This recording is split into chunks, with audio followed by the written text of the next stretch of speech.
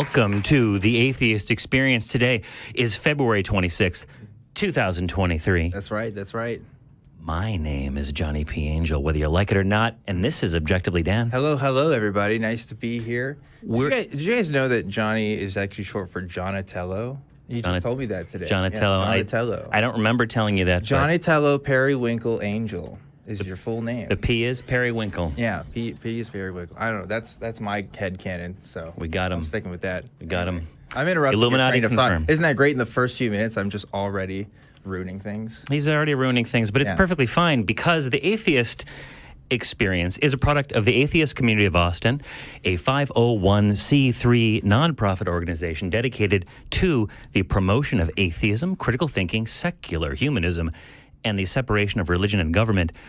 We're in the studio today. That's right. As you saw, we've got a plethora, a myriad. Yeah. A gaggle or more of people in the audience who came here to see us today, and it is a wonderful thing. Yes. I can promise you that. Yes. It was great. It was great. We also did our auditions yesterday, which went fantastically. Also, I said I would give a shout out to Joel-TN, who wrote "Say What? Irreverent Essays of Abused Atheists," donated this book to the ACA, and also auditioned here. So that's kind of cool. Yeah. But yeah, no, it was great. So look forward to seeing some more potential hosts and also crew members in our future lineups. We had a lot of fun yesterday. Met some cool people, and some of them are here today. Some of them are not. Yeah. Before we get taking calls, we wanted to introduce a new segment that we're going to try out on the show called Share Your Experience. Each week, we will be asking you, yes, you, the audience, a question that you can respond to in the comment section of the video. It'll be in the live chat. Or in the comments. In the comment section of the video, not the live chat. Not the live Don't go there. Yep, don't go there. I mean, you can go there, but just don't answer the question in the live chat. We want them in the comments so that we can read them out for next week, and we'll pick our top 3 favorites. All right. Yeah. All right. I might even do that myself. Yeah. After the show. Next week, we'll pick, top 3 favorites and show them at the beginning of that episode, and then we'll give you a new question for the next week. So last week, we asked you, what is the most shocking Bible verse? And here are our top 3 answers. Dan, can you read that? So we got Pash, who wrote, "The story of Jephthah is really goofy. Like, he promised to sacrifice the first thing that walked through the door. What the hell did he expect? The family cat?" I mean, yeah, it is true. It could have been that. That is like a weird bargain to make. I don't know what you expected. That's like a genie wish. Yeah. Don't do it. Yeah. Number 2, Veteran Vandal says, the most shocking thing is one of the rape of father by daughters. I don't remember where it is, but I'll get the location later. It's super disturbing. And we have Genesis 19, 7 through 8. That's the story of Sodom and Gomorrah. What's his face? I can't remember his name now. Well, when he left the city, he did have sex with his daughters. Like, that is... People are going to roast you for not remembering I can't who he is. Now I can't remember. I'm sure somebody will tell me. Lot? Man. Somebody, it's Lot. That's what it is. Thank you, audience member, who did these awesome hand signals like very fast, and we could read that. So yeah, it is Lot from the story of Sodom and Gomorrah. Yeah, cool guy, Lot. And then number 1. You want to read that, Dan? Yeah. Okay. Let me see. Can you see? We got, where's number 1? There's, and number 1 is from Goat_, who said, one of my favorite verses is Luke 14:26, where the magical hippie tells you to hate everyone. He does have a weird thing. He's like, you should there is that parable where the guy is trying to bury his father, and he's like, no, don't do that. You should come follow me. And if anybody ever said that to you, you would say, that guy's a dick, right? Like, I don't know. But, he is like the most worshipped dude in history, pretty much. So, do you know what my favorite Bible verse was? What's it's that? The one that contains the emoticon argument for the existence of God. Yeah, I like the emoticon argument for the existence of God. That's got me. Me in the balance. There's one where a guy tries to get a bunch of, I think it's sheep or goats, and he wants to make some of them striped, so he makes them look at sticks that are arranged in a way to look like stripes, and he makes the animals breed in front of it. Yeah. And then the coats have stripes on it. So that's very cool. I don't even know what the moral lesson is there. It's just that's just weird. Yeah. So I wonder if that still works today. Yeah. I think we should take a call. Before we do that, though, Johnny. Oh, we got more? Well, I have a poem. Oh, we have that. So, Johnny, I went to ChatGPT, And I gave it a prompt and I said, write me a funny poem about an atheist activist, Johnny, that goes by Johnny Angel and likes karaoke. And I'd like to read this great modern literature to you. And you're pouring your drink here, and that's good because you're ready for this. Sit back and read. There once was an activist named Johnny who liked to argue with the devout and the funny. He called himself Johnny Angel with glee, though his views on religion caused quite a spree. He'd get up on stage and sing karaoke while shouting out his beliefs loud and Suki. I don't know what word that is, but that's what ChatGPT chose. He didn't believe in any divine entity, and he wasn't afraid to say it so fluently. But one night, while singing a song, Johnny felt something strange and so wrong. He heard a voice that sounded divine, and he felt the presence of the divine sign. Great rhyming. Yeah. Johnny Angel was confused and alarmed. He thought his beliefs had been disarmed, but then he realized what had occurred. It was just his beer-induced slurred. So Johnny went back to his activist ways, preaching atheism for all of his days. But he always remembered that night so bizarre, and he never drank more than 2 beers at the bar, which is not true. I literally went to the bar with you yesterday. You definitely drank more than 2. But that's ChatGPT for you. So what do you think? That was pretty good, not huh? today, Skynet. I'm not afraid. No. Sorry. That's fun. And the character of Johnny went on a little journey. Yeah. Learned a little bit about life. He did. There's a little moral tale there. Moral tale. We will be taken over by robots. Yeah. Let's go ahead and talk to Dave from Wisconsin. He, him. And the question that I have here from our fantastic call screener is what are your views on the validity of prophecy? You are on the Atheist Experience with Objectively Dan and Johnny P. Before... Gentlemen. Sir, before I answer that, what is your view on the validity of prophecy? Yeah. Well, listen, guys, I've watched you guys for a number of years, and I love your show. Thank you. I don't agree with anything that you believe, and I'm sure you don't believe anything. That's fine. It's kind of like watching the Jersey Shore. It's like you don't really agree with anything they say, but you watch it anyway. Like, is it kind of that thing? Or? Oh, yeah. Okay. Yeah, and I have friends, and I think they would agree with everything you've said about me so far. Yeah. So, yeah. Yeah. Okay, but what are your views on the validity of prophecy? Give us your thoughts. Well, I think it is valid. I think that there's good historical evidence for it. But my particular interest right now, my wife asked me about 7-8 years ago if I would teach a class on eschatology and particularly the Book of Revelation, and I immediately said no. Okay. I kind of came from the camp that,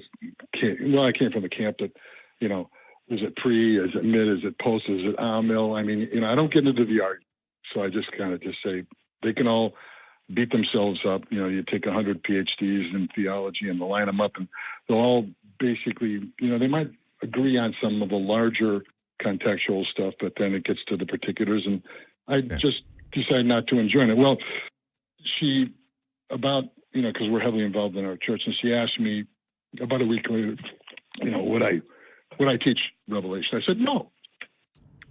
And about 2 weeks later, she asked me a third time. I thought, well, for the sake of the marriage, maybe I should say yes. So I did. Okay.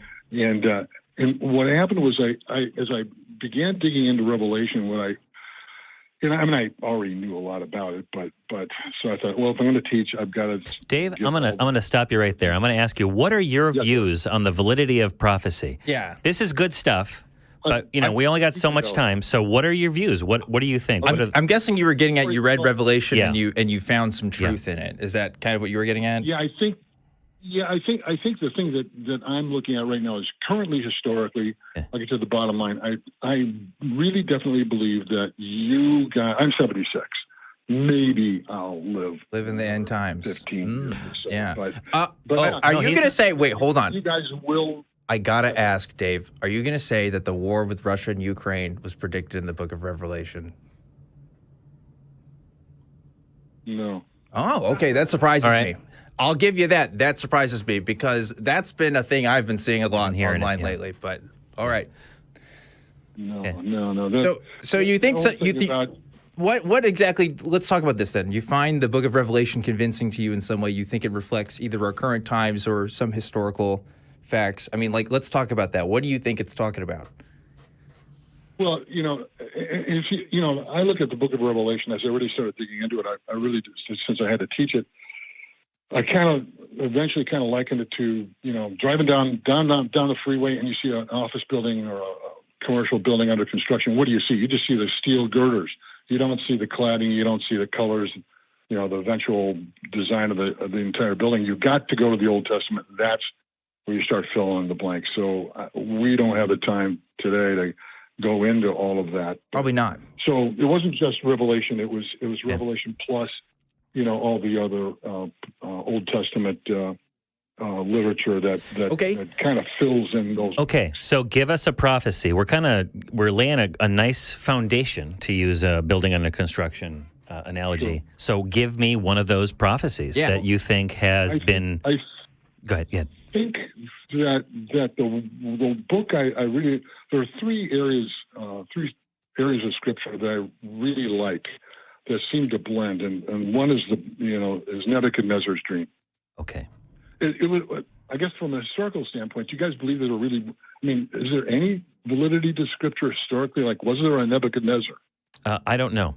I believe that there was a Rome. I believe that there was a Judea. I believe that there were Pontius Pilate was a person. I believe that some of the historical things that have been independently established through archaeological evidence. Yeah. And I believe Nebuchadnezzar is a real historical figure. Yes. Sure, Babylon. Yeah. Okay, so all right. Money there. It was Daniel. It was the guys got exiled off to Babylon, and Nebuchadnezzar was the king, and he had a dream. Okay. And about the statue. So it's a statue dream. Combine that with the letters to the seven churches. I think a lot of theologians will disagree that they have prophetic value, but I've come to conclude that they do. And then I tell you what, Dave. So I mean, listen, I have to explain because for people who haven't read the Bible like I have and you have and everybody else, okay, the Nebuchadnezzar dream is about, and correct me if I'm wrong, there are these statues that are made of different materials, right? You have a bronze statue, you have a statue of silver, and you have one of gold, and they're supposed to represent, the interpretation is that they're different empires within history and stuff, right? And so, these kinds of change in political turmoil is supposed to be reflected in this dream. And you're making a connection between that and the letters that are written to the seven churches in the Book of Revelation. Am I understanding correctly? Well, you've almost got the statue right. It's not a number of statues. It's one. Sorry, it's one, but it's made of different parts. Yeah. That's what it is. Yeah. It's been a minute. It's been a minute since I've looked at Nebuchadnezzar's dreams. It's not. It's not what I read in the bathtub. Yeah. Like, it's just kind of. It's just it's stuck in the back. I hear dreams. I usually just kind of zone out. Like, It's not your go-to literature. No. Yeah. Okay, so. So let me get down to the part of the statue. Please. It goes from the head of gold, shoulders, and arms of silver. It goes to the midsection of bronze. Goes to the legs of iron. And then what's the interesting part, and a lot of theologians will still. I haven't found many at all. Few who get this particular nuance when it gets down, because the legs of iron empire, but then the Roman Empire started dissolving right around 600, and what began happening was that your houses of Europe began developing, all the houses of royalty. And I'll read this one verse. It's verse 41 in the second chapter of Daniel. It says, "Whereas you saw the feet and toes, partly of potter's clay and partly of iron. The kingdom shall be divided, yet the strength of the iron shall be in it. Yes. Just as you saw the iron mixed with ceramic clay, and as the toes of the feet were partly of iron and partly of clay, so the kingdom shall be partly strong and partly fragile. As you saw iron mixed with ceramic clay, they will mingle with the seed of men. They will mingle with the seed of men, but they will not adhere to one another, just as iron does not mix with clay." That was, to me, a key verse. Okay. Because what you're looking at is that segment of history going from around 600 down to the First World War. Okay. The First World War, holy shit, that's a big amount of time. That's like most of recorded history. or like at least It's a substantial portion. Not most. It's a good chunk. You're going, I mean, 600. I think the First World War. I think it's fair to say, Dave. I was trying to get a picture of what you were kind of putting together there, and I'm getting the Texas sharpshooter is what I'm seeing here. Listen, right. For the audio listeners at home, Johnny has held up an Amazon notepad, I think, or something. Don't tell him that it's from Amazon. Okay, well, it's got Amazon on there. Stole it from a friend. It's already on there. Anyway, it says Texas sharpshooter fallacy on the screen currently. Yeah. And it looks to me like you've found a conclusion, and then you are building the facts around the conclusion that you have identified.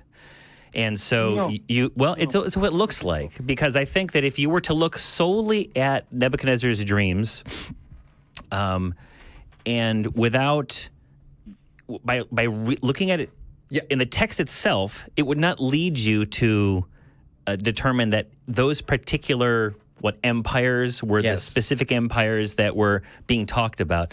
But you want it to be, so you're fitting it to that conclusion. But maybe I'm wrong. Go ahead. Yeah, because I think I don't have I don't have a preconceived perspective and then try to justify it by looking at it like this particular verse. I get it, but well, listen, you said this text describes what did you say? Something BC to World War I? Like that's like 2,000 years of history. The logic. And we're talking about a paragraph of text. Like that doesn't describe all of the events that happen in between there. That's just using poetic language. I mean, I think you could take a paragraph from any kind of poetic source and say, wow, this really describes our history in some way. And you can point to events that can fill that narrative. I had to look it up because I couldn't remember. Book of Daniel, by the way, modern scholars say it's around 164 BC, right? So a lot of the events that it's actually talking about, and this is very common in prophetic literature, is they're actually talking about stuff that has already happened, and they kind of make it seem like they're predicting the future. And I get that. You get the differences and discrepancies between even theologians themselves. I'm just trying to give you guys a perspective. From why I look at Scripture, and then from there I'll look at history and say, you're right. I didn't come to the conclusion of what I was just telling you, and then go look for Scripture to justify. I'm looking at the Scripture, saying, what seems to, if prophetic Scripture is true, if it is true, then it should reflect something in reality. And I get the argument of even some theologians about, they say, well, this all happened, in the first or second century BC, let alone AD. Right. So give me that much. So Dave. Go ahead. Isn't it curious that prophecies are always, you have to do a lot of gymnastics. You have to look at multiple sources in certain lights. It doesn't say. So, do you have it up there, Dan? What? The Nebuchadnezzar's dream. The actual verse? No, I can get it up. Pull it up? For you. Okay, yeah. All right. You believe that it's predicting. You're believing that it and some letters of Paul are predicting the rise and I guess fall of certain regional empires. Yes. Yeah. Yeah, I think that is true. Okay, so let's say you're a person let's say you're the scribe, Nebuchadnezzar's scribe, right? And Nebuchadnezzar rolls out of bed and says, "Scribe, come here. I'm going to tell you my dream, and we're going to base our foreign policy based upon my dream." Sure. What would you do with that information? Go ahead. It's the dream is fairly useless information that could be applied to multiple empires under different times. And the reason why I mentioned that is that every prophecy is always so vague. It could apply to multiple things. It doesn't give us specific times, specific dates, specific people, specific ways to address or avoid or participate in something. It's never useful information, and it's only clear that the prophecy was referring to something to some people after the fact, and people fit it. That's exactly right. So it's useless. Exactly right. So it's not a prophecy. No, it's somebody talking, and yeah, I'm sorry. No. Here's what I want. If God is real, and God has the ability to implant future descriptions into the minds of the faithful, give me something specific. Yeah. Yeah. Something useful and specific that can only be satisfied by one event. He's not going to do that. He can't that's do a shame. It seems. Yeah. No, he can't. Oh, he can, but he's not going He to. chooses not to. He chooses not to. Because we're off track now as to our the intent of my call. But I know I get it. Don't you think that's interesting that God doesn't provide the exact thing that would actually require us to have a belief in it being true?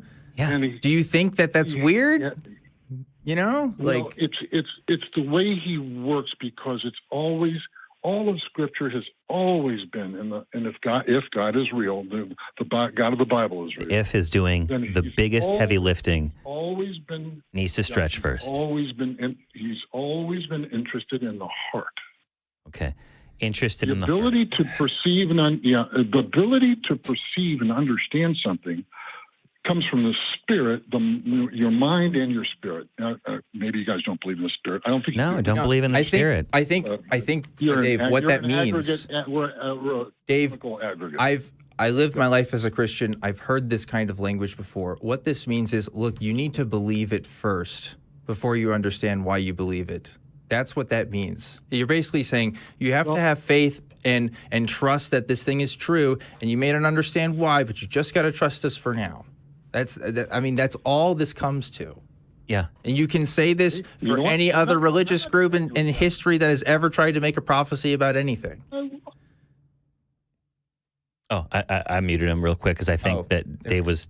I'll unmute you. Go ahead, Dave. What's your response to that? Your recording system beeped right in the middle of your question.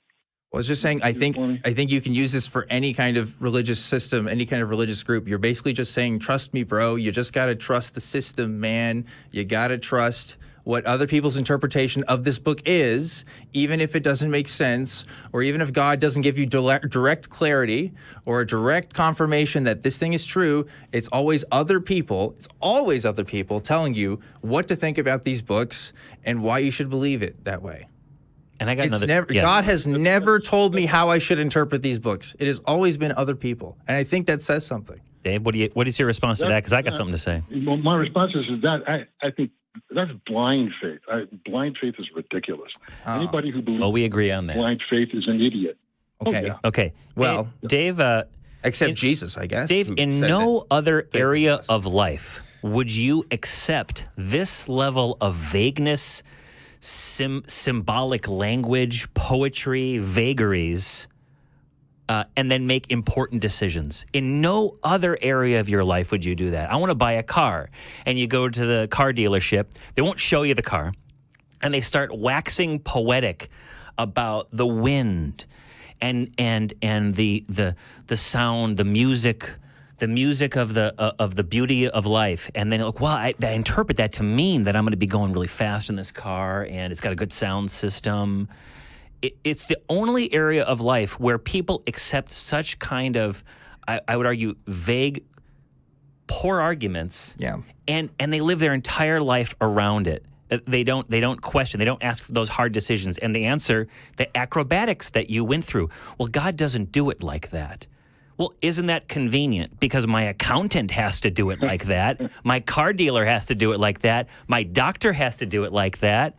The cops have to do it like that, even though they don't all the time. But for some reason, the master of the universe who creates everything can just do interpretive dancing, and that's acceptable. I'm sorry. That's the experts can debate all they want about the meaning of these so-called prophecies, but I think it's just so much circle jerking. I don't know if I can say that. Damn. Yeah. I appreciate your point of view. And yeah. But take a breath. All right. Will do. Dave, any other prophecies besides that one? Well, I was willing to discuss the particulars of the prophecy And I think you've made a lot of sweeping statements that are not. Well, to be honest, we don't have a lot of time on the show to go through particulars. And I get that. Yeah. So let's just get down to the very, very bottom line. I simply wanted to go through some historical literature, look at history itself and where it matches, and and again, it looks like we're going to completely disagree on everything. So we won't go down that road. What I do see, if I and a good number of other people that study all of this fairly detailed manner, is that Jesus really is God, and he really is going to return. And cool. So what is your evidence that Jesus really, first of all, that God exists, and what is your evidence that Jesus is God? Or going to return? No, it's not the point of the call. It doesn't really matter if it's your point of the call. You've made some claims, all right, that a lot of experts in the field, or whatever you said, agree to these things. I'm asking you, you said that, Jesus really is God. Okay, so let's start from the top then. Is your best proof that God, and a God entity exists, that is Nebuchadnezzar's dream?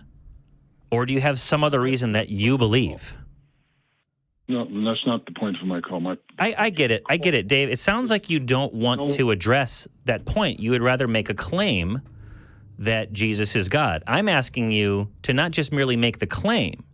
Don't hide the ball from us. We want to explore it, because if you can convince us right now and all the people in the audience that there is a God. Well, how about if Jesus actually appears to you? All right, cool. Now we're getting somewhere.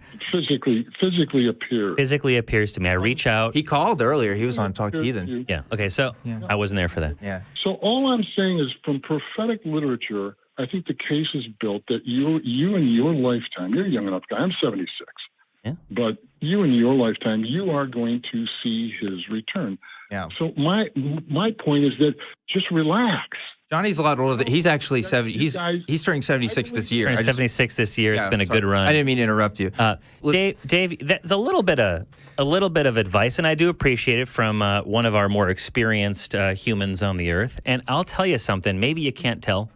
Maybe you think that I'm worked up. I'm tightly wound like a spring. Hey. I tend to have a good time all the time. And that's good. Yeah. And I care about other people, but don't worry about my stress levels. I'm notoriously relaxed all the time. But you said that Jesus really is God, so I really want, and you kind of took a sidestep. All due respect, 76, you're good. What's your evidence that first God exists, if it's not Nebuchadnezzar's dream, and that Jesus is God? Historically, I look at it, what I always have to look at, what are the ramifications, the repercussions of a historical event. And we can't deny that he is Jesus was a significant historical person.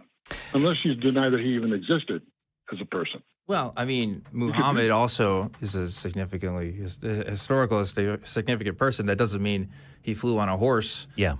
You can believe somebody existed, but you don't have to believe everything they did. That's right. These people would say they did is true. Well, sure. You asked me, and I said, well, okay. First of all, I believe that he is a historical person. Okay. Yeah. I believe that he truly did rise from the dead, which is kind of an unprecedented event. Sure. Well, actually, it's not, right? Because Lazarus rose from the dead, and also all the people in the Old Testament. Well, if it happened, that would be pretty. But it's not unprecedented. Right. He rose. It's not. Yeah. He was the one who rose Lazarus from the dead. But, yeah. So, but Dave, again, that's Dave. I'm gonna go ahead and mute you, Dave. That's again another claim that Jesus did that. It's unprecedented, or it was semi-unprecedented because there was also Lazarus. There's the claim that Jesus rose from the dead. Okay? I probably could predict, I could probably make a prophecy here, I'm not going to, of a lot of the things that you believe. But it's not about what you believe alone that is particularly interesting. It's why you believe it. And that's what we're exploring here today. because I believe a bunch of stuff too. But to me, why I believe it is more important. And then when I find out that what I believe doesn't have a good basis in reality, I don't have evidence for it, I kind of change my beliefs. That happens in life. And you do it too. But you do it on probably more mundane things. A Honda Civic is a better deal than a Toyota Corolla in... But I know that through prophecy, though. Oh, okay. Yeah. Dave, do you... I dream about it. Do you follow what we're saying? That you do... you have reasons for what you believe. And that's what we're really here to talk about. So we've been on this call for about 23 minutes. I do appreciate you calling. I'm not persuaded. I'd like to, in the audience, anyone out there, let's turn the camera around. We're going to let you go, Dave. You take care. Call back. Let's continue this conversation. Anybody in the audience here, raise your hand and don't be sarcastic. Were you persuaded by Dave's call that Nebuchadnezzar's dream is proof or a legitimate example of prophecy? Got a lot of I got fold, and I got 2 thumbs down over there. I got thumbs down. No. Sorry about that, Dave. Let's see. We are going to ask the question of the week after this call. You got to do the question of the week, Johnny. All right. So where is that? The question for the week is, this week, in one sentence, what would you say to a god if you met it? Comment, hashtag SYE. And next week, we will reveal the top 3 answers. But let me ask you this, co-host/guest. What would you say to a god if you met that god? I liked your really normal response that you just gave to me there. It's very cool, very human. So the question's asking if a god, talked to me? Well... Or... Is it saying we kind of started that with Dave. If Jesus appeared to us, but what would you say to a god if they came up and met you? I guess I'd be like, hey, what's up with all the children with leukemia? Probably something I would want to know about, I guess. And did you help those guys find those car keys?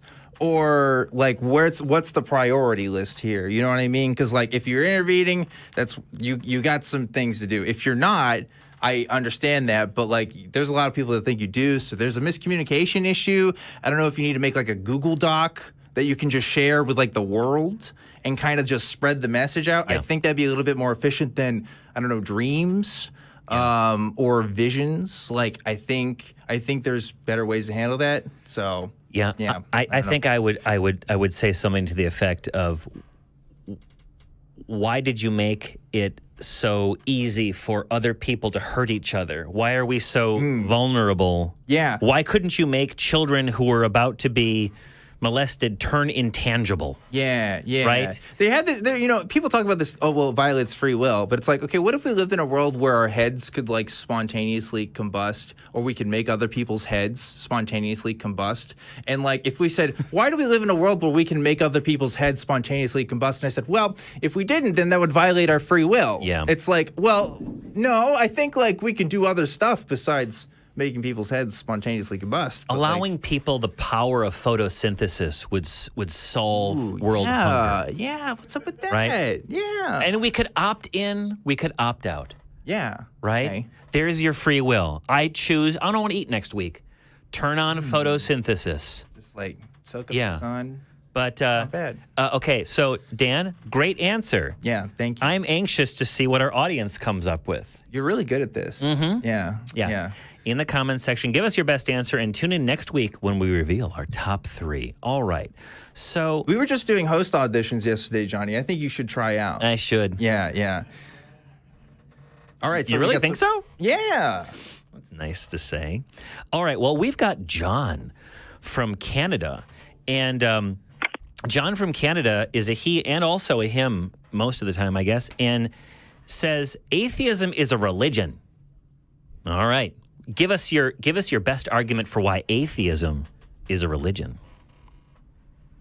Because you guys have a belief. What's the belief? On what? What's the belief? You believe in your own ideas of woke. Woke is a belief system. What is woke is? Whoa. Woke.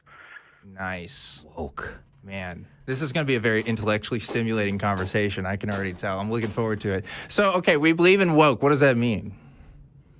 Well, you believe that white people are evil, and anyone who's not a white male is good, without any reason to believe that.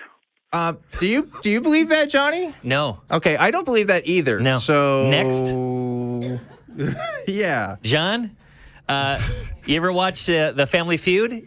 I'm just going to go 3 strikes. You're out. Sorry. What's your next one? Why else is atheism a religion? And plus, whenever people like me tell you the truth, you refuse it without considering or listening to the other person's position. All right. Let me prove you wrong. Let me think about it. Are all white guys terrible? Well, Johnny That's is what you not. believe. You know, you could. No, I considered it. Next. Oh, the other things. Yeah.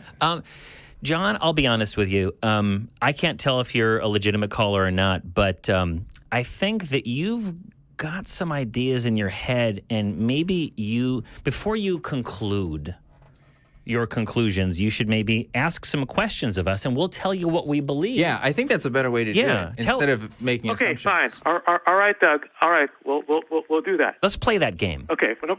All right. Do you believe that white people are the only ones who are guilty of slavery?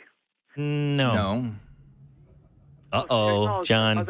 You're in trouble now. Next question. Okay. And do you believe that black people should be exempt from all laws? No. Well, you seem to, because you want to defund the police.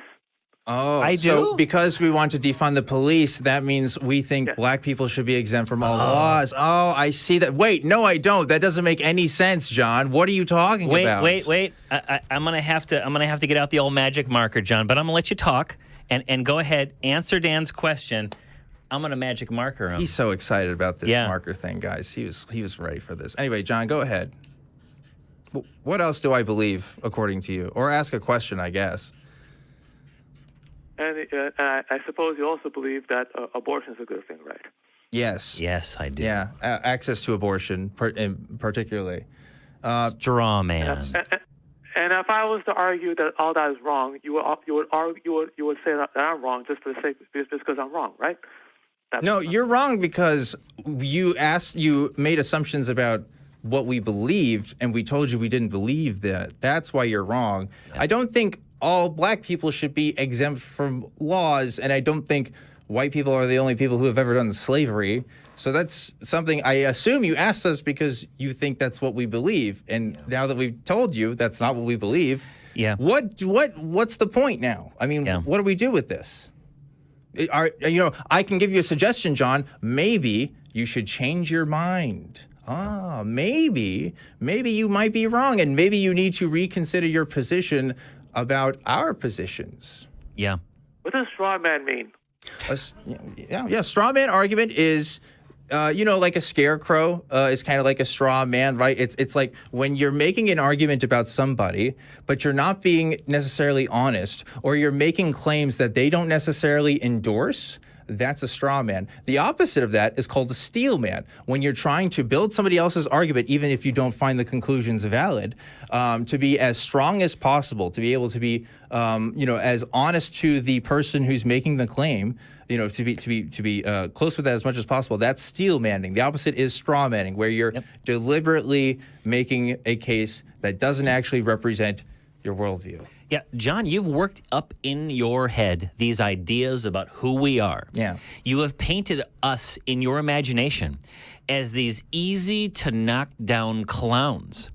And you called us to tell us how obviously wrong we are, but then you made the mistake of actually saying what you were thinking out loud, and we disproved your notions by saying that you were wrong. So what else do we believe that makes our non-belief in a deity a religion? Because that's what you call. Yeah. What else? Well, last week I called you guys and I asked you what would convince you of God's existence. You said nothing. I don't think anyone said that. But I'll tell you what, it's because you didn't talk to me. Yeah, you didn't talk to me either. So when you say you guys, you're literally not talking about us. So I don't even know why I mean, like, if you want to say, yeah, another host said this, okay, another host said that. That's not me. I don't know. I'm not playing defense for every host on here, okay? Come on. I think I was on a picnic last week, and nobody asked me that question. Yeah. But, okay, so what would cause me to change my mind about my non-belief in the existence of God? It's a trite answer.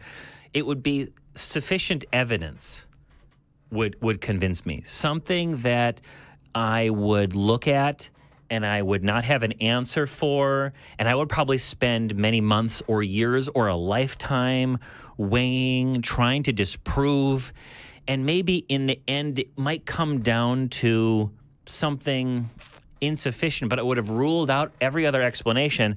However, then I might have run into the fallacy, the argument from ignorance. Right. Because I couldn't think of a better explanation. But I can tell you, and this is, again, another trite answer, John, I don't know what would convince me that a God exists. But if a God exists and that God cared about my belief and wanted me to believe, that God, if it's powerful enough, could present me with evidence that would convince me. Yeah. And thus far, has not done so. Your call isn't helping. Okay, can I ask you a question? Do you believe in separation of church and state? Yes. It exists, and it should exist. Okay, now I'm going to ask you this other question. Do you believe that Christians are imposing their beliefs on you? Is that what you believe? Not all of them, but some of them, yeah. Not all of them, but some of them, yes. How are we imposing your beliefs on you? Well, here's a rather prosaic example of it. In Texas, you can't buy certain kinds of alcohol on Sundays. Yep. Why? The Jesus will cry if I get some whiskey or beer or whatever the law is on Sunday. There's no legitimate reason for that, but Christians, because it's probably not Muslims, and it's probably not Buddhists either or Zoroastrians, have enough political clout that they could force that law either through the state legislature. I'm not even sure if it's a city ordinance or whatever, but they were able to get that passed. And enough people who said, that's not a good idea, there weren't enough of them. Here's another one. I mean, up until a couple of years ago, it was illegal to marry, have a same-sex marriage within a lot of states in the United States. And until that was overturned nationally, that was taken away. Another one is access to health care. And again, not everybody who thinks abortion is wrong is necessarily a Christian, but you have to admit the Christian right has been extremely influential in the politics of abortion, and which is why we don't have the same level of abortion access that we did a year or two ago. Yeah. And there's a million other examples, but nothing's coming to mind. Yeah. But yeah. But I want to tell you something. No one's stopping you from being atheist. If you want to be atheist, you can be atheist. But you can't tell Christians that they can't be Christians either, which is what you're doing. John, you said, what on earth are you talking about? Our goal isn't to tell people not. You can believe. Doing this show. You can believe in the tooth fairy if you want to, John. John, I'm going to go ahead and mute you because I think something's wrong with your microphone. I'm just going to assume that something's wrong with your microphone and speaker. John, you can believe in the tooth fairy and Zarathustra and the Korean harvest goddess if you want to. You're perfectly free to do that. I don't know why you would, but we're not trying to make you stop doing it. We're trying to have conversations with people to tell them that there's not really any good reasons to believe in any of that stuff. Yeah. You need to understand as well, John, that the reason why Christianity is as big as it was is because Christians literally went to other countries and told people they can't have the beliefs that they can have. Then they need to become Christians. And it's very funny if a Christian is coming to me and telling me, why? You can't tell people not to be Christian? Well, yeah, that's great. Guess what? This is a call-in show. Yeah. We don't go out. We don't evangelize. People come to us, unlike the majority of most of Christian history, who has gone to other countries and killed people and taken them into slavery because they are spreading the love of Christ. What else you got, John? Yeah. So you're batting zero right now. Go on. Are you guys aware that Christians are the ones who ended slavery? Christians were the ones that did slavery. Yeah. John. What about that? So did everyone else. So did everyone else. Oh, so it was okay when Christians owned people. Is that what you're saying? I'm saying that no, slavery is wrong no matter who does it. It's not a question of who does slavery. It's a question of who ends slavery. Okay, so why did Christians do it for so long? Why did it take several hundred years, several centuries after the life of Jesus Christ to finally systematically end Christianity in a Christian majority nation? You guys fought a civil war. Oh, a civil war. That's right. That's right. And there were Christians on both sides of that conflict, right? Yes, there were. And some of the southern pro-slavery Christians had Bible verses that preserved the rightness, as they might have thought of it, the right to keep slaves, right? But there were also people in the North who were fighting to end slavery. Yeah, yes. and what we would say then, John, is that the Bible is pretty lousy at providing moral guidance. Yeah, see, for the most of human history, actually, Christians were pretty, on the same page about not letting gay people getting married, right? Like nobody had any issues with that. But for some reason, John, I'm going to mute you. For some reason, the slavery thing, this is contentious. You know, some Christians, they can do it, some Christians not. But man, you guys are really sure that two men can't hug each other too close. No mixed fabric. Oh, no mixed fabric. I mean, no shellfish. What this is, John, this is a cultural issue. You're right. This is more than just Christians, right? Yeah. Obviously, other cultures endorse in the practice of slavery. Yeah. The point is, it was justified through Christianity. That's why it existed so long in Christian nations. And specifically in the United States, by the way, other European nations did not have the same chattel slavery that happened here. But it doesn't matter because all the other Christian nations were doing colonizing and stuff anyway. It's not like they were blameless in their actions. But, John, I want to take a different line of approach here because I think we should probably get to the end of this call here. Yeah, I think so. John, we mentioned before, okay, we don't, what did you say? We don't believe black people should be exempt from all laws. We don't think all white people are evil or whatever you said. So now that we've told you about these things, have we changed your mind about our positions? What's the question? Question was, you asked us you made assumptions about our positions. We told you that's not what our positions are. Have you changed your mind about your initial positions? All I'm saying is that we have to live in a beautiful... It's a yes or no question, John. Yeah. Is it a yes or no? Are there any positions are there any positions you had when you first called into the show that you now have changed as a result of learning new information from us? As long as woke exists, the United States is under... So, John, it sounds like you don't give a shit about what I'm saying right now, or I'm just going to say whatever you want. Is that right?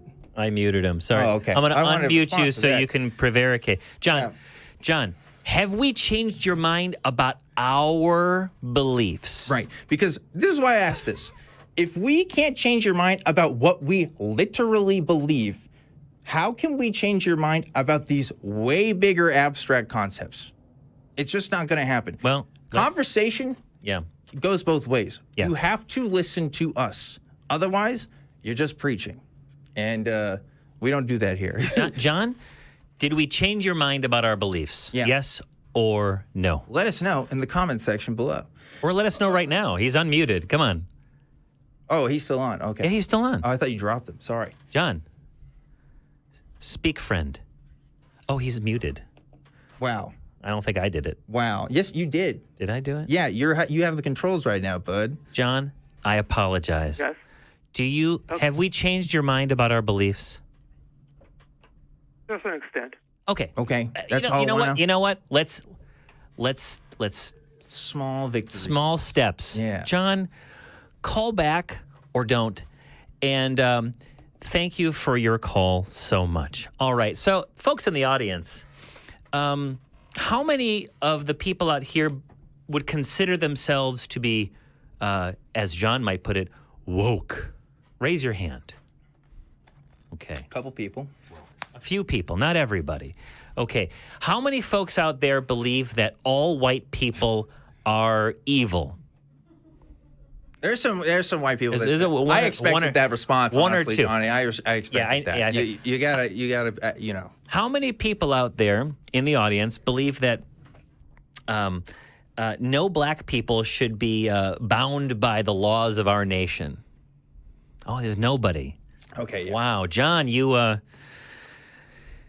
Back to the old drawing board with you, huh? Yeah, it's just, again, straw man arguments, right? Yeah. And look, John has called into the show before. I'm honestly surprised you took him. I guess you hadn't talked Well, before. But I don't think I have. I think I might have. It's, it's always going to be that way with some folks, It's just, they just want to talk. They don't want to listen. Let me tell you something. Yeah. Let me tell you something, Dan. Yeah.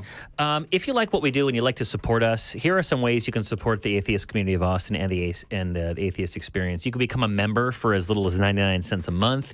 Click the join button below the video. This will give you access to special chat emojis. Maybe some of them will convince you that God exists because there are emojis. You can send a super chat with a question or comment, which will be read live on air during the show. You can watch the other shows. We have a lot of other shows at the ACA.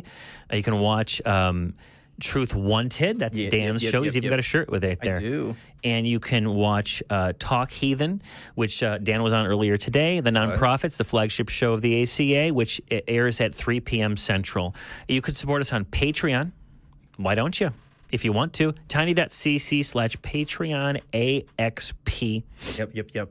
And you can support us. You can go to tiny.cc/AEN podcasts to listen to the latest podcasts of the Atheist Experience, Talk, Heathen, Truth, Wanted, and the Nonprofits on one channel. You won't see anything. But you can hear a lot. Yeah. If you're into that. We have 3 Facebook groups that are run by fans, 4 fans like you. You can interact with. So the first is the Atheist Experience fan group. That's at tiny.cc/FBAXP. There's also the Atheist Experience private fan group where you can interact with others without having those interactions appear on your public feed. Some folks aren't out of the closet or they don't want to have that conversation. Tiny.cc/FBAXPPR is where you can find that. We have the Atheist Experience fan group, Atheist versus Theist Debates. There's always action on that channel. You can hear some arguments from atheists and theists alike. And so let's go to another call. Yeah, let's do it, Johnny. Let's do that. What you got?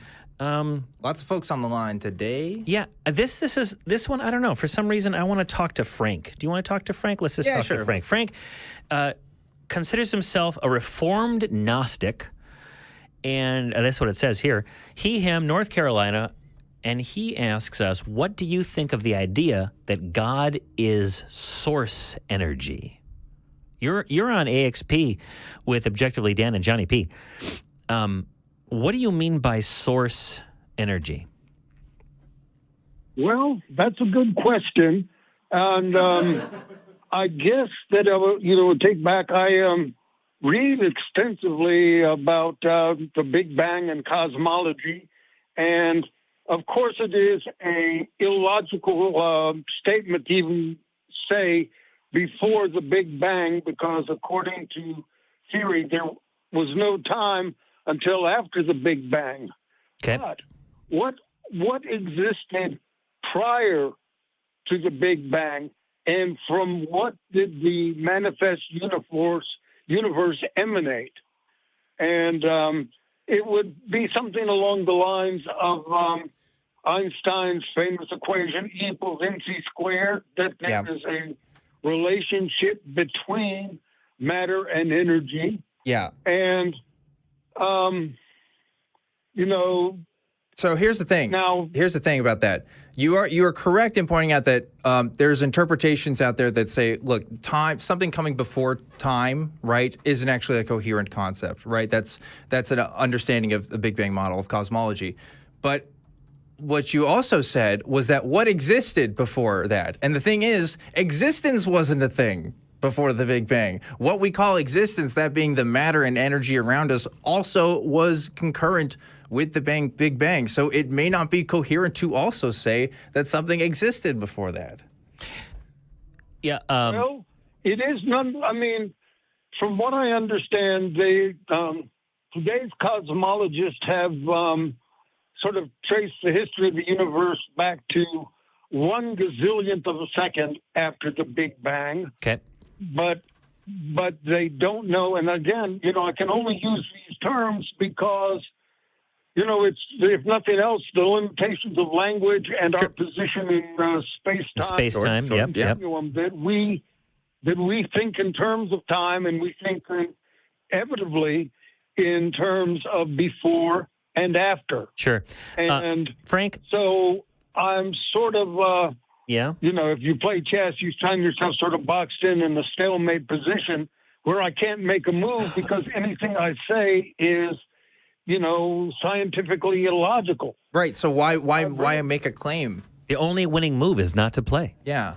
If you don't know, then why say anything? Yeah. Why take a position when you're just shooting in the dark? That's part of human nature. It is. It is. It's our curiosity about the universe, our place in it, and its nature. I'll give you that. You that. I mean, look, who hasn't had thoughts about this, right? Anybody that is remotely curious as a person has wondered, gee, where did all this stuff come from, right? Like, what do we mean when we're talking about this Big Bang stuff? I mean, it is fascinating. You're right. Yeah. But I stop at positing these ideas because, one, I'm not qualified. I'm not an astrophysicist.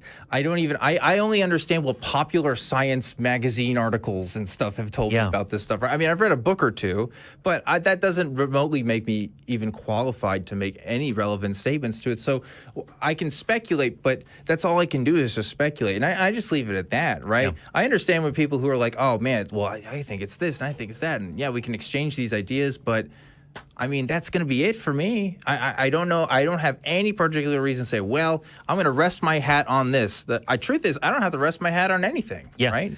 Frank, I get it. It's part of human nature to try to. It's part of human nature to try to wrestle out of the unknown as much as you possibly can, and. Because we acquire knowledge. To acquire knowledge and to solve problems. Our brains are problem-solving machines. They're imperfect, but they do a pretty darn good job of getting us through the day-to-day. And then it's like Newton's theory of gravity. It works excellently well 99.9% of the time, but there's that 0.1% where, Einstein sort of took over. Well, and Frank, I think what you got to do is, keep on pursuing knowledge, keep on trying to understand the world around you. But, like Full Metal Jacket, the duality of man, is on the other side of it is like you're not going to know some things. Yeah. And a little bit is interpretive dancing and poetry and existing in the fog of war, in the fog of never knowing and accepting that. To the extent that the problem-solving brain can do it. And that's hard for humans to do. Really hard. That's, not natural to us. I think we want to, know things. And honestly, that drive to, want to have an answer is probably how a lot of religions started. Yeah. But that's our take on that, Frank. Do appreciate you calling in. We're going to let you go and move on to our next caller. We got a super chat. Yeah. And we got a super chat, $5 from Jason Sherwood. No message. Yeah. Thanks, Jason. Thanks, Appreciate Jason. it. We both know Jason, and that's a typical Jason move. The feeling is mutual. No message to you too. Okay. Well, you know what? We've got other shows we've talked about before, and those of you who are watching probably know about them. This show, the Atheist Experience, the flagship show, the Nonprofits, and I expect that every single person watching this show is going to go ahead and tune in the Nonprofits. Not now. Well, right. They got to watch this show first. Right after. Yeah. Truth Wanted and Talk Heathen. If you didn't catch the shows last week, here's a taste of the things you probably want to go back and watch.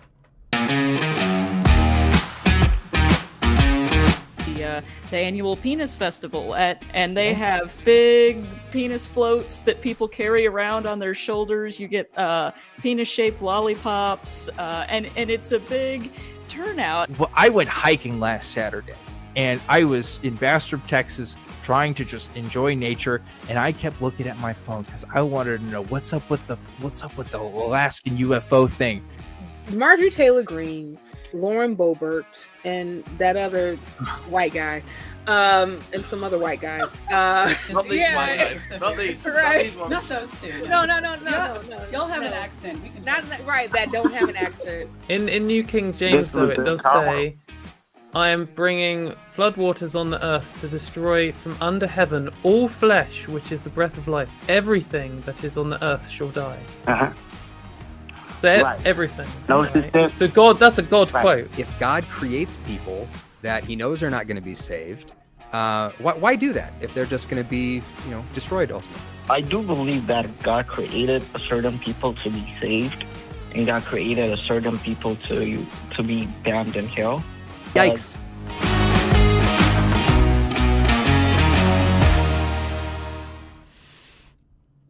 All right, and we're back. I want to take a call, if I can get control of the mouse. I want to take a call from Michael, him out of Utah. Michael has faith that aliens exist. Yeah.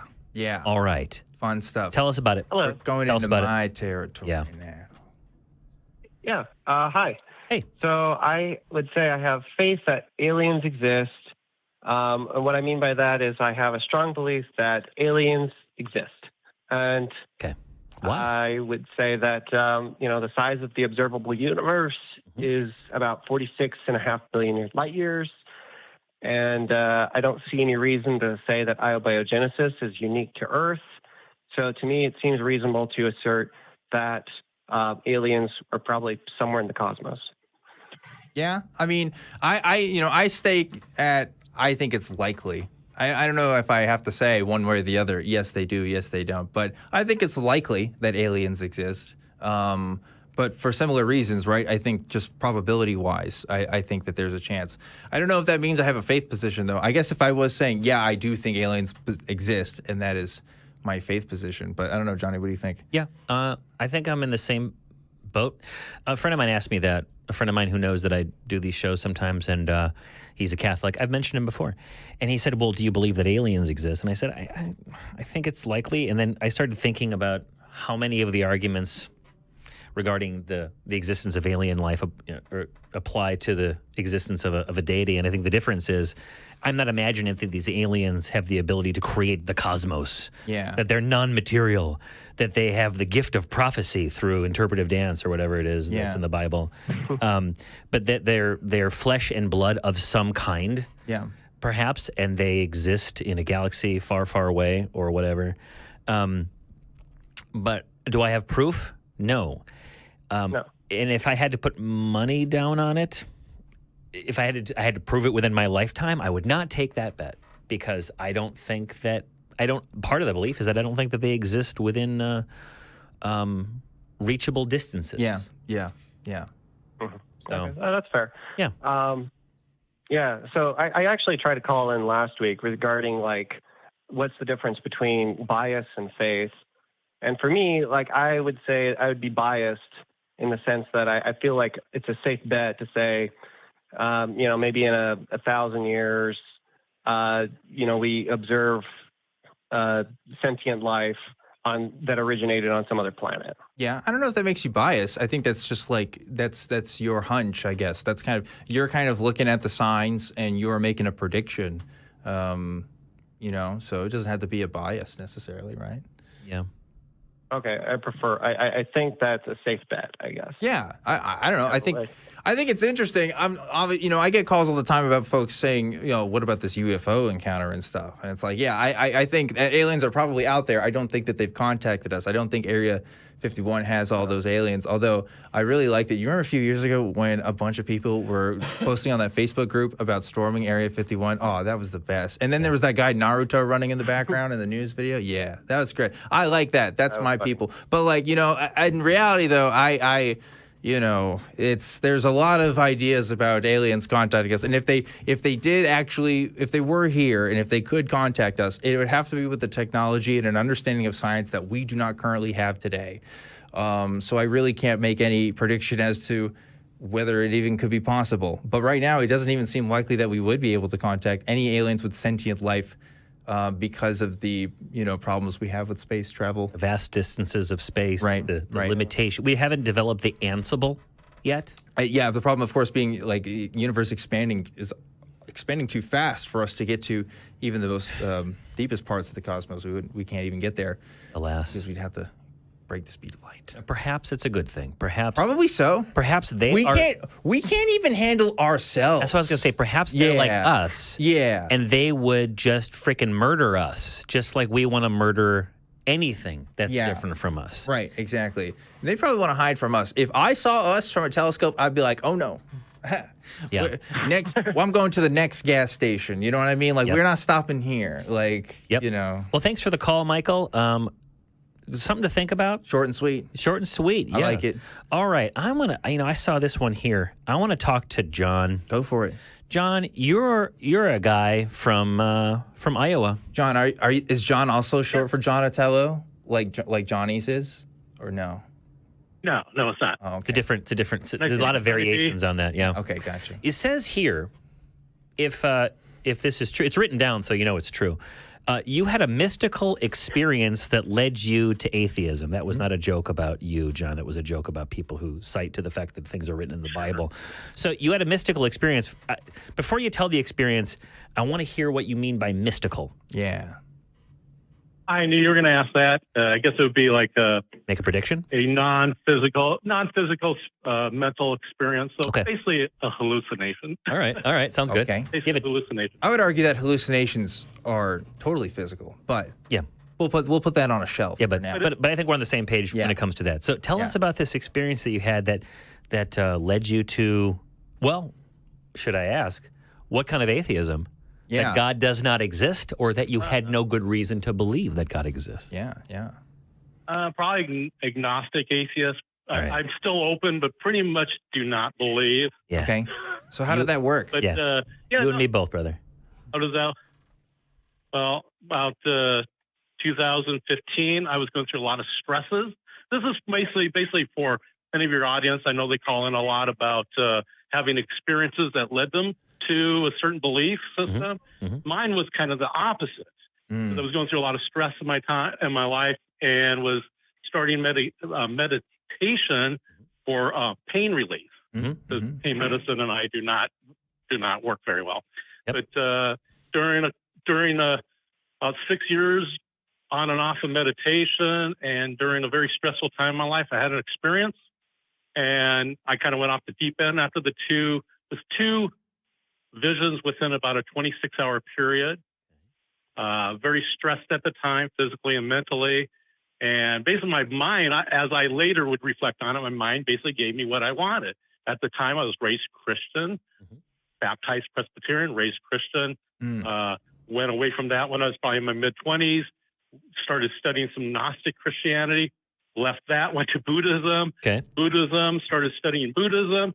Then during some Buddhist meditation, basically for pain relief, I was asking the Buddha for, some relief, and I had two experiences. One was like a visual experience, both in my mind, and I don't know if I want to really go into it. It's kind of complicated, but afterwards, I went off the deep end for about 5 years, studying more and more Buddhism.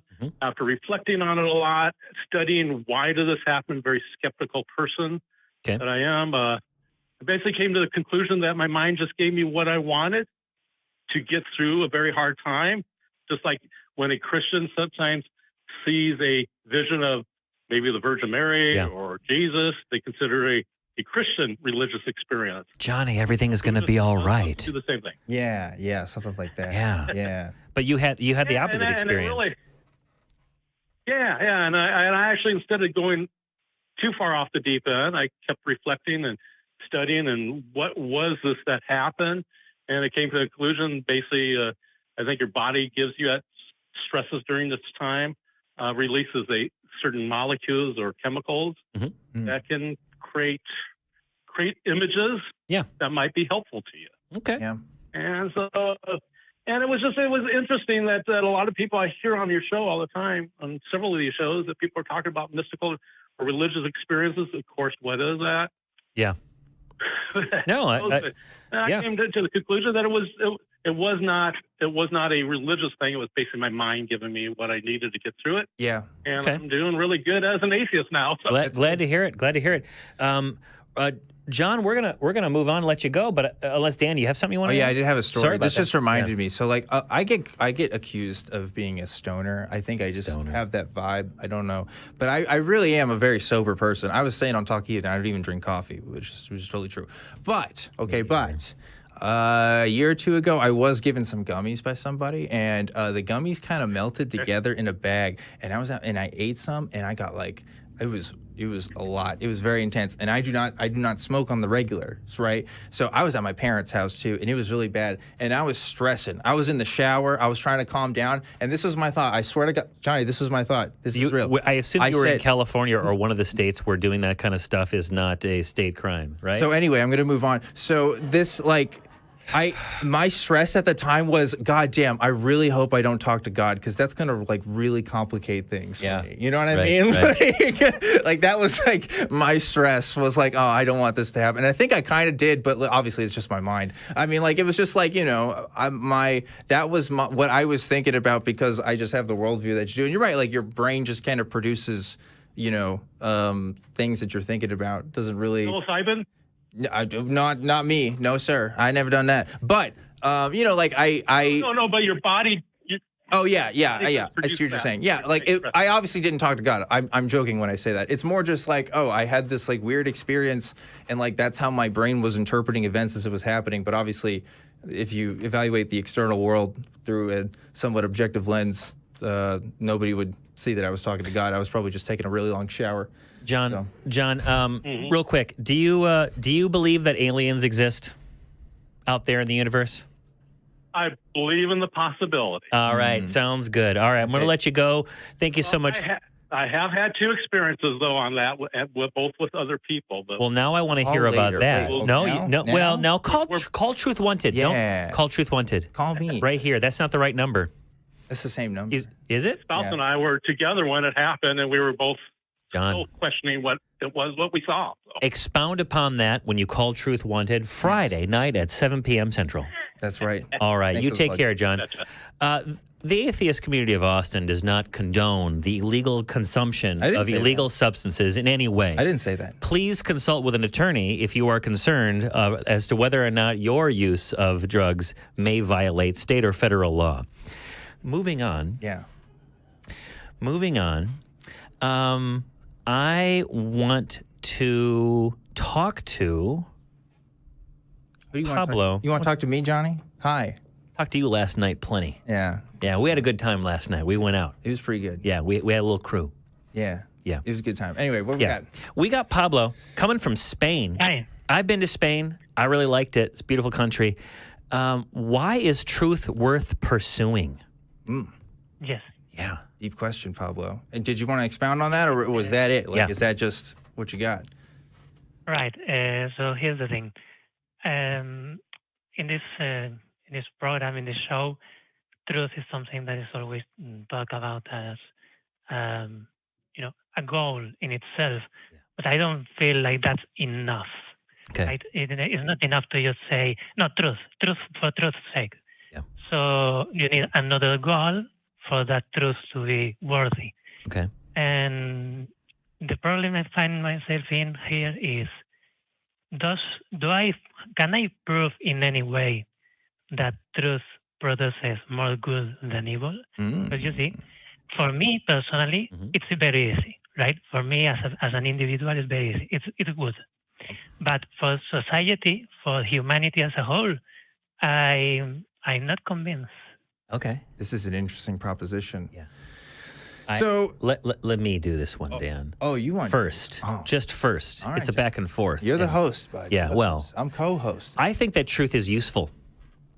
Not just truth for truth's sake, that it's on some sort of pillar, that it exists in some platonic ideal, some unattainable goal, that you're a better person, that you're virtuous if you know the truth. I think it's quite plainly useful. Useful to know what the speed limit is so I don't get a ticket. Useful to know that there's a bridge that is walkable, that if I walk across it, I won't fall into a ravine and perhaps die. Sure. It keeps me alive. It keeps me bound within the confines of safety and laws that we all agree upon. But also, to the extent that certain notions of truth, certain notions of right and wrong, usefulness, will dictate what kind of experiences I can have in life. And if I believe that it's true that it's morally wrong to do X, then I'm going to not do X because I don't want to commit some sort of moral faux pas, right? And if I have certain attitudes towards ways of living, right, who I can touch, for example, or in a consensual way, then I will be limiting my life, and perhaps I will be in conflict with my own freedom in a way that is unnecessary and perhaps unhelpful. You hear about people that we had a caller called in a couple weeks ago who had what he thought were sinful thoughts about I don't know if it was women or men or whoever, but even having thoughts for him of an erotic nature were somehow evil and bad, and I don't think that that's true. And so I have the freedom I'm painting myself as some sort of mental pervert, but I have the freedom to think all the dirty thoughts I want to, and I choose not to act upon them most of the time. You dirty boy. Dirty boy. I'm not sure this is exactly what Pedro's asking, though. I think what Pedro is saying is truth worth it in all circumstances. I think Pedro is saying, well, doesn't truth cause harm in some ways? Is that right, Pedro? Pablo, excuse me. Right, yes. Okay, yes, yeah, I did. Absolutely correct. Okay, yeah. So he says it's an easy, right? It's very easy to demonstrate. I can say, okay, truth leads to science, science leads to technology, technology leads to all sorts of good and bad things. Right? It's not controversial. Yeah. I mean, like, I don't know. I'm trying to come up with a scenario, but if you lived happily with your partner or something, but you found out many years ago they cheated on you or something. I don't know. Like, is that going to be worth it to bring up if they still care about you? Is that just going to make it harm? I don't know. Like, I feel like, is truth pursuable in all circumstances? Everybody tells white lies every once in a while to get out of social situations. Yeah, we had a caller not too long ago, just to piggyback on what you said. We'll see you've got a dying grandparent or something, and they believe in, I don't know, Zarathustra. They believe in Ahura Mazda, and they believe that when they die, Ahura Mazda will take them up into the bosom of heaven, and they will be living in peace and harmony for all of time with all of their ancestors, or whatever the heck the Zoroastrians believe. And they're about to die. But the hardcore atheist grandchild walks in and says, "Grandma." He tips his fedora and says, "Milady." And "Milady, you're going to the abyss. Yeah. There is nothing waiting for you on the other side of consciousness. You will not." No, that's... What's the utility of that truth, if that is in fact the truth? I don't know. I don't think there is any. Yeah, truth can be harmful, and there's consequences to truth. And so it does call into question, what is the value of truth? Is truth valuable in all circumstances? I don't know if we can make a universal rule. I think we can say truth is valuable in at least most circumstances. I think I want to believe in as many true things as possible. Not everybody does, and that's fine. But if we're going to live in an organized society, we have to make decisions as an organized society. And if we're going to make decisions as an organized society, we have to base that on something. And I think that has to be true things. A lot of countries in the world suffer with corruption because they're not getting the right data from research that they're doing, because there's internal politics involved, people fudging numbers, people trying to impress their bosses. This happens not even with governments, just with corporations and all over the world, right? So, I mean, we would say that those are bad things, but they're benefiting those people in the moment. So they would say, well, maybe this is good for me and what I'm doing. I mean, we don't often have a universal view. We kind of are self-benefiting sometimes, and that kind of means hiding the truth. So, any last thoughts, Pablo? Well, I don't really think I can offer anything more. All right. Well, thank you so much for calling us. We do appreciate your call. The value of truth. I do think that, like I think we said, there's no universal rule, but I know when it's valuable. I know when it's. I think I know when it's not. Yeah. But that's debatable as well. We've got a few more super chats. It turns out I was wrong, that Jason Sherwood did have a message of $5, and he had said, what kind of dressing goes with this word salad? That was the message. Yeah, and that was a couple calls ago. Yeah. But yeah. Yeah, not you, Pablo. You're good. Yeah. And then James didn't call, but he did send us a super chat, and he $5. Thank you so much for that. I did 16 hours of research on YouTube before the Big Bang. Did I cause the Big Bang? Maybe. Was it cursory research? Because that's key. Jay Langford, $4.99, says, great show. No more Amazon Smile, so now I'll have to super chat. Yeah. Yes. They got rid of it. What's up with that? By the way, the Amazon Smile was very successful. We ended up raising over $10,000 for Amazon Smile. So thank you to everybody that chose that route. Unfortunately, I guess Amazon wasn't getting enough money. I don't know. Yeah. You got another chat. Justin Taub sent us $5. Thank you so much, Dustin Taub. I believe in woke aliens. Checkmate, atheists. Oh, shit. Damn. Yeah. Woke aliens, bro. Woke aliens. All right. So I want to talk to... That's going to be like my new Xbox gamer tag. Woke aliens. That sounds pretty cool. I want to talk to Jonah. Jonah out of Tennessee is asking, is reforming the church toward progressivism an attainable goal? He, him. What do you think? What do you think, Jonah? What do you think, Jonah? I mean, I'm not really sure. Yeah. But I have seen some institutions, I guess, where they've made a genuine effort. Yeah. Yes. And I don't know. I mean, I've seen a lot of theists in my time that have. It's like they cannot give up on believing in a God. Yeah. And I feel like if that's the case, then it might be a good goal to try to maybe give them an option where it is a more progressive. I have a lot of thoughts about this. Show. I mean, we're talking about over 1 billion people on Earth, well, way more than that even, that believe this thing, right? We're not going to change everybody's minds tomorrow. It's not going to be the day after that or the day after that. It's going to take generations if our goal is to completely separate ourselves from Christianity. The fact is there's a larger progressive Christian movement that's happening right now that they're getting people through cool podcasts and flashy YouTube videos and all kinds of stuff. And you have to wonder, well, is this a good thing? Because ultimately the foundations of that belief, if we're talking about a historical Jesus that rose from the dead, or a God that interacts with people, or Bible stories that, tell historical events, quote unquote, like those foundations are obviously false. But if they're using that foundations to do good things, is it okay to accept that? I think it's okay to accept that for the following reasons. I think the first thing is we've seen a difference in human rights in the 20th century and beyond that haven't been possible if not for people accepting humanism and accepting like humanist principles within their religious doctrine, right? I mean, it can be done secularly, but the fact is Christians run this country and they always have, and they're going to continue to do it. I'd rather them run it in a milder manner than now if we're going to make any changes. Because, for example, if we're, the legislation that's been written against trans people lately that's been happening, I mean, I'd rather more progressive Christians in government say, hey, this is wrong and I think this is wrong because Jesus said so, than have nothing change at all. Right? I think that's going to be better living conditions for everybody. And the other thing, too, is, like you said, I don't think people are psychologically capable of completely, like, I'm talking about people as a whole. There's inevitably just going to be some people who are psychologically incapable of changing their beliefs.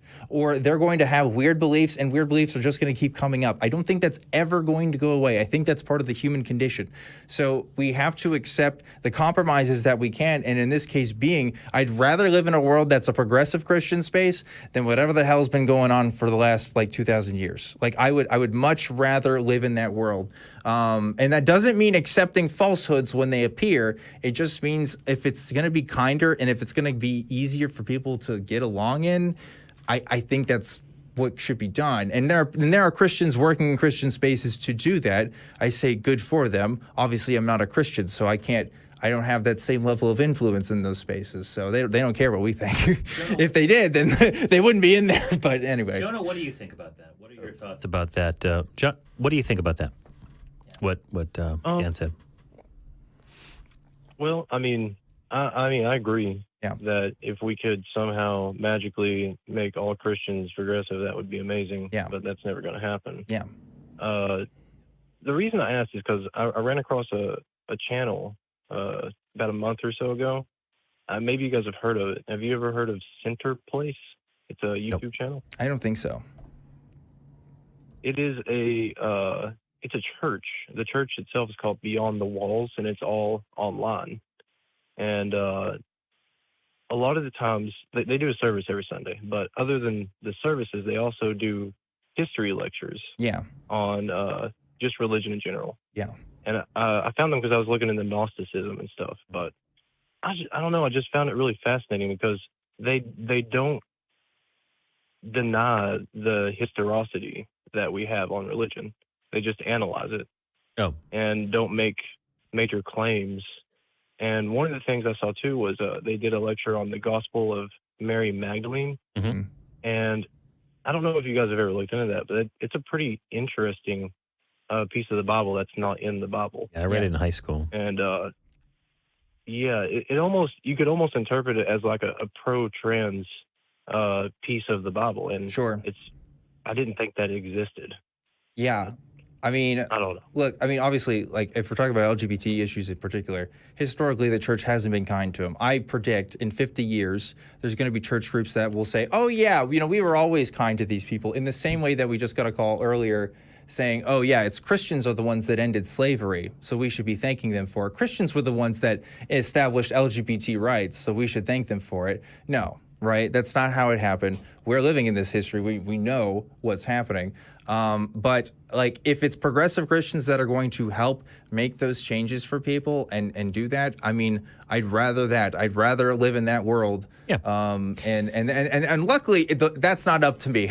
I don't get to make that decision, but it does reflect how I talk about these issues with people, right? So Jonah, I've compared this to malaria-resistant mosquitoes in the past. Mm-hmm. We're not going to get rid of mosquitoes. We're not trying to get rid of theists.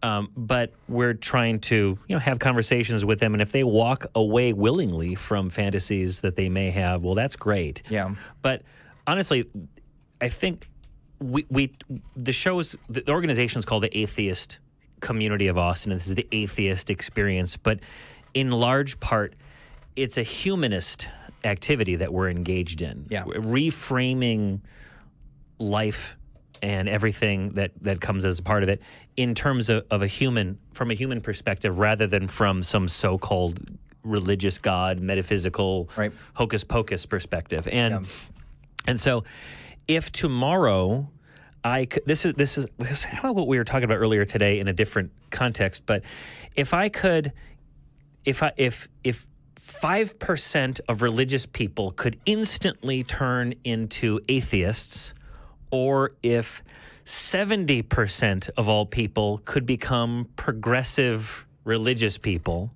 that are humanist first, I'll take the second one any day of the week. Yeah. Let them believe in crystals. Let them believe in Ahura Mazda. I don't care. Are they standing up for human rights? Yeah. Marginalized groups. Yeah. Like the poor, the starving, the injured, the lonely. Like I don't honestly care all that much. The reason why I care so much about the believing community is, first of all, they control the U.S. government in large part because they're consolidated around certain ideas, and they're really good at organizing. And I think that they are pushing a very nasty, divisive agenda. Yeah. And so Yeah. Yeah. And I was a progressive Christian before I became an atheist. Like I went from more fundamentalist to less fundamentalist to progressive to atheism. That's a valid path out of the way, because when you engage in the kind of circles, the kind of debate that progressive Christians have, it does become a more analytical understanding of text. It does become a more open understanding of theology. Like there's a lot there that contributes to that critical thinking that I needed to kind of, get myself out of it. And again, I'd rather have those discussions than not, and other people having those discussions. Yeah. Jonah, we're gonna let you go. To answer your question, I think that it is an attainable goal. Yeah. And I think that people are doing it from inside, and I think that activists that are championing causes that are considered within progressivism are also doing it as well, and convincing people from inside that that's a goal. I do appreciate your call. You take care. I hope that you get active some way, if you're not already, in some goal that you find to be worthwhile. And I think we're going to take one. We got time? Do we got time? It's about 6 o'clock. You want to wrap things? Yeah, let's do it. Okay. One more caller. One more, baby. One more. We got Kennedy. Her from California. If we could come up with a technology to investigate life after death, would that be enough to disprove God's existence? Kennedy, I think you have a thought about this. Yeah, we're good. We're good, but we want to hear what you have to say about that. What do you think? We'll tell you what we think. Well, I wanted to relate to the co-host because whenever I get stoned, I'm like, all my atheism leaves immediately. So I completely understand where you're coming from. Yes, thank you for validating me. I appreciate that. Yeah, so as a trauma survivor who unfortunately was abused in the church, I just realized that the only reason why people really believe is because of that fear of the unknown, fear of death, not knowing if, their justice will be served after death or their dreams are going to come true after death. And it's always like that in Christianity. Just wait till death. All your dreams will be taken care of if you don't, take care on earth. But I was thinking, if there's a way we can scientifically, investigate, human beings in a controlled environment dying, and then somehow we can see where they go, or if something happens, if it's possible to locate that spirit or whatever we feel, So I was wondering what you guys think about that. Are you high right now, Kennedy? Is that why you're asking this question? Don't shame her. No, I'm just asking. No, stop. No, she's fine. This is literally the plot to the. This is literally the plot to the game Death Stranding, by the way, which I recommend people play. Did you just give a spoiler? No. That's just the plot. It's all just right. People figured out that the afterlife is a thing you can go to, and you can scientifically investigate it. That's the game. It's pretty. So we're gonna say go ahead and maybe consider getting Death Stranding. Yeah. No. I say yes. He says no. Technology to investigate life after death. I don't even know what that would look like, because we have no. At this point, we have nothing. Yeah. I mean, like in the game, for example, Johnny. See, people can enter the state where they're kind of in that afterlife, and they can come back and they can talk about their experiences coherently, and they can actually see and interact with other people in that afterlife state. Those in the know, it's a game written by Hideo Kojima. That's correct. You said coherently, so that's not a possibility. Okay, yeah. But I don't know as far as if we could do that.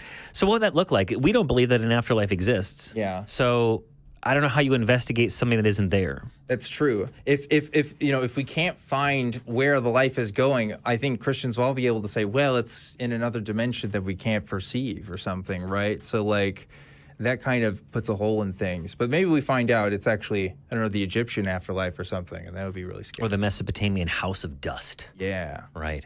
Yeah. No, Do you think quantum physics could help us understand this? No.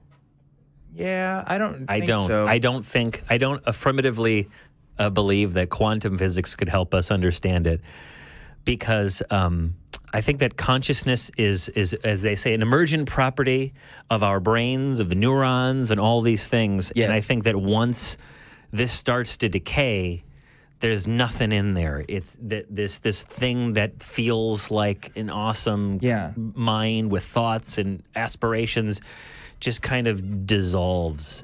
People point out that, look, the brain works quantum mechanics contribute to brain functions. That's true. Quantum mechanics contributes to a lot of things, but it also relies on metabolic processes that happen on a more macro scale. In other words, I have to have a physical body in order to be conscious, right? And there's systems within me that contribute to that consciousness. So I don't know if quantum particles themselves are the sole reason why we're conscious. I think it is an interaction between again, these more macro level systems. So maybe they point to how consciousness functions, but I don't know if, it could investigate what happens afterwards. Because again, if our consciousness is purely the result of physical, mechanical processes, then that's kind of just what it is. If the physical process stops, then we stop. It doesn't seem like there's anything after that. That's Now, I did see a thing where they created like this brain that I swear to God, they cloned foreskin cells, and they made like this brain that interacted with like wasn't Pong. Actually, I think it was kind of a Pong thing, and they had this artificial brain do things with this system. So it's like we're on the verge of maybe potentially creating other kinds of consciousness. Yeah, but out there in the world, I mean, how many times we run into guys that are thinking with the wrong head, Yeah. So why do we need science for that? We got too much of that. I wonder why they chose to clone that. Kennedy, thank you so much for your call. We're gonna let you go, and with that, we're gonna let everyone go, and we're gonna. Don't let me go, John. We're gonna say sayonara to everyone out there. Again, question for the week is: what would you say to a god if you met it? Comment on the video, hashtag SYE, and your comment may be read on next week's episode. Tune in next week to hear the top 3 answers. Again, thank you, folks virtually watching us and folks who are physically watching us right now. Yes. Out there in the audience, let's get that camera out there with some lights perhaps so that they're not merely in the shadows. Or no lights, or lights. There we go. Thank you. Yeah, and let there be light. Yeah. If you're interested, visit our website, atheist-community.org, for the latest on what's been happening, and feel free to contact us at tv@atheist-community.org. I had a good time. I was looking forward to this one. Yeah. We had fun last night. We had fun here today, too. Yeah. Let's see the crew. Yeah, let's go to the crew. Let's go see them. Get that crew camera up. We getting a crew cam up? There we are. There we go. And there is the crew. Got some backs. We got some fronts. You sprung it on them there, Johnny. You had to get ready for that. Stay on your toes. Thank you so much, crew, for all the hard work that you do in making these shows happen every week. Indeed. We'll see you next week. Take care. Bye-bye. Goodbye, everybody.